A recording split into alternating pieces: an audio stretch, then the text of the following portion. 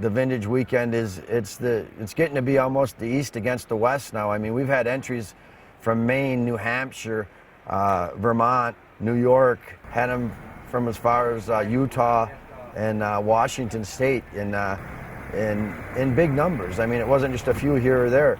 So now it's to the point where the guys from out East come out and meet up with the Midwest guys, and they all like that because they get to test their skills against the best. And then if you win a race here at the Derby track, you've raced against the best vintage races there is in the world, and this is the largest vintage race in the world.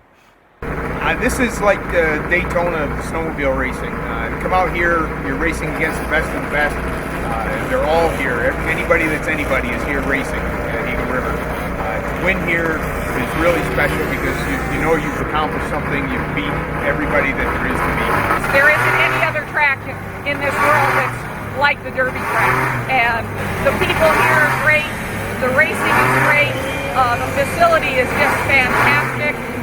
And I'm just happy to be here. I'm just lucky that we have this chance to be up here. I build vintage sleds for a hobby, and we started racing vintage sleds. And now I have my son-in-law's brother involved, so we do it as a family fair. I'm here for the fun, you know, it's cool.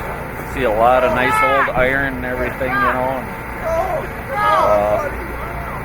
Actually, my buddies talked me into coming and racing around here, so that's why I'm here.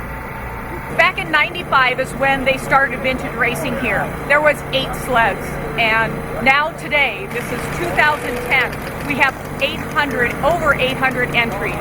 That's pretty incredible to see in just a few years of running how much it's changed. Basically, what's driving vintage racing right now is it all comes from the heart. It's all everybody had a sled like that and remembers it, and then when you get into the vintage community, it's a great big family, and everybody knows everybody. Everybody will help everybody, and you know, that is the passion of the sport that drives it.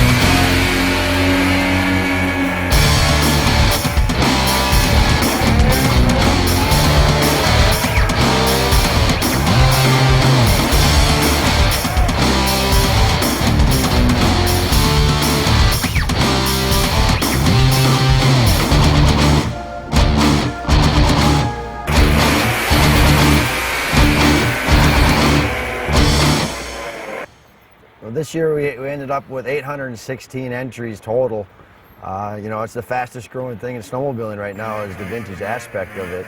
It is amazing to see the equipment that's coming out and how far they've come just in 5 years. You know, the stuff looks better than it does when it was new, and it goes faster than it did when it was new. Snowcross class out here, it's 76 and older sleds. And we're thinking of moving that next year to 85 and older sleds to even get more entries in that area. The snowcross is just amazing to watch them old sleds out there. They weren't designed to do that, and there's hoods coming off, and the guys, it's a really thrashing out there to see them on those sleds with no suspension compared to the new guys with all the 2 feet of suspension. It is inexpensive, and there's classes for everybody, from the guy that wants to, the pro that wants to go out there and race, even myself, and I wasn't a racer, and I put a sled together from scratch, and and I raced for 3 years, and it was neat. It was a dream I always had to get out on the racetrack, and I did it.